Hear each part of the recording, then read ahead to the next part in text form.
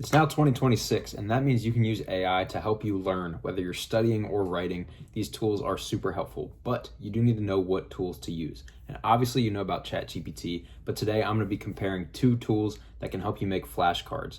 Now, flashcards are proven to be a great method. Obviously people hate on them because they're very simple, but active recall is one of the best ways to try to remember things and to actually lock them in your memory for the test.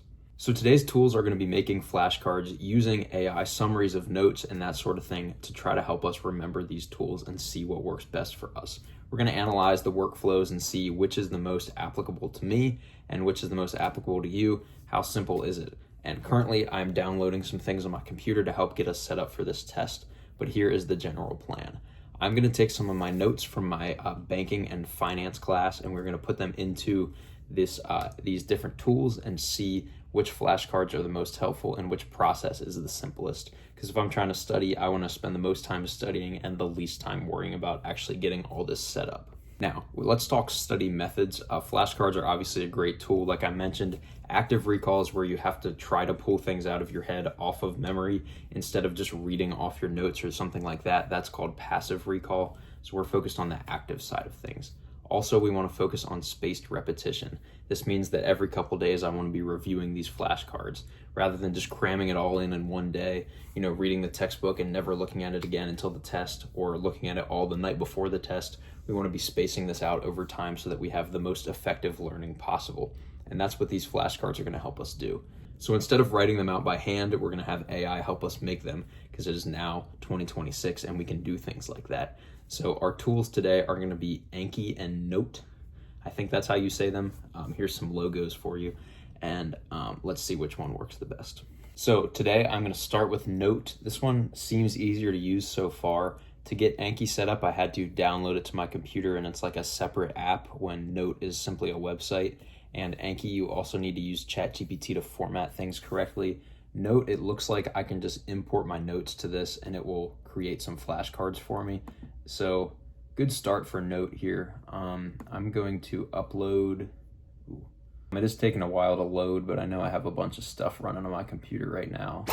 So a little bit of unfortunate news. Anki was actually slowing my computer down so much that it crashed my screen recording, and I did not get to save my first test of Note. So currently I am in the middle of my Anki test, but I will run you through exactly what we did so far. So I went into ChatGPT and asked how to actually use ChatGPT and Anki to make this work. And it gave me a pretty long explanation about how it would, you upload this to ChatGPT and ask for an Anki style of note. And then it gave me, I said use this workflow with these notes right here. And then it built this CSV file for me, which was a little bit of a headache, but I'm hopefully getting it as a CSV. I put it in this Google Doc, but there's no way to save as a CSV from a Google Doc, which I did not realize. But now I am trying to save it off of Microsoft Notes, which is also not working.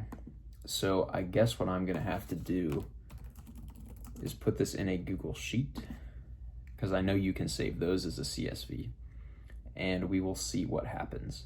And unfortunately, everything I did in Note is now gone, but that is not what I want. So I want to go back to here. So I will redo the portion where I showed you how to use Note, but it was a pretty cool tool. Spoiler alert.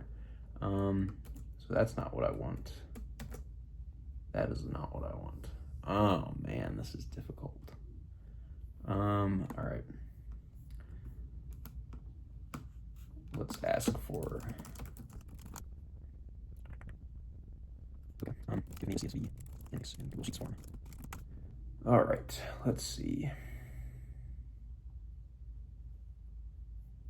And let's delete all this. And then go back here. Hopefully whenever this is ready, I can make some of these flashcards.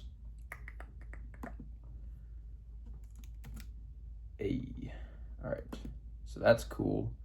Let's download this as a CSV. I didn't give it a name, so it's just untitled spreadsheet. And then we can go into Anki here me show this where you can actually see it. And we will import a file, which would be untitled spreadsheet. And once again, it keeps changing the size of this so you can't see it, but let's leave this at basic default, all of this front and back, and import this file. And show, I guess. How do I actually study? I guess that's not it.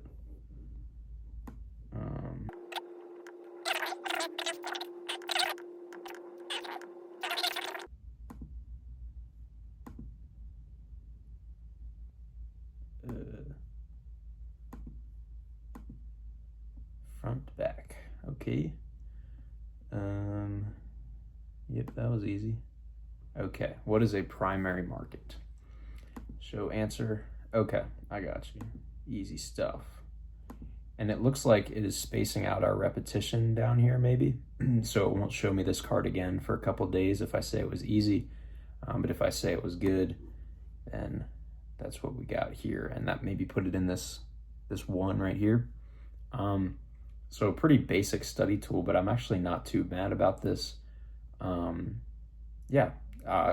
Definitely a little bit of a headache to get here. I had to download Anki to my computer. As you can see, it's not like a website.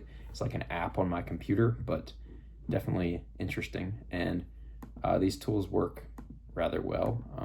But yeah, I'm not too mad with this. Works for me. So as I mentioned, running Anki on my computer did crash my screen recording when I showed how to use Note. So I'm going to go through and show you what I did.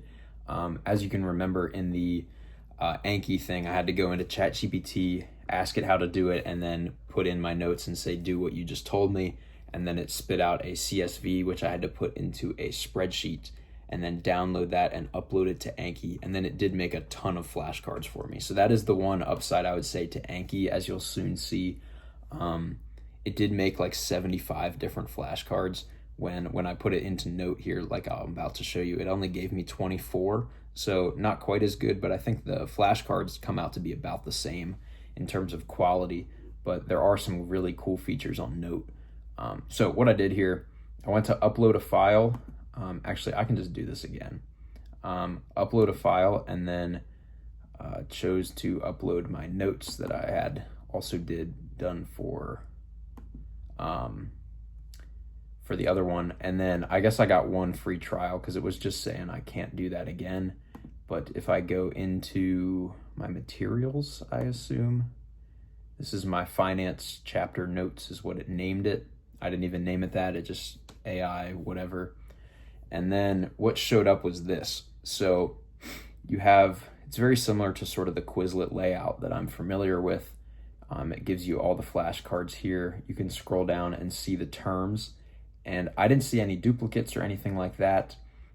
Everything was pretty much just definitions and the actual terms. But if I could show you, my notes are far more complicated than this. So it was able to sort through and pull out some of these individual terms and that sort of thing.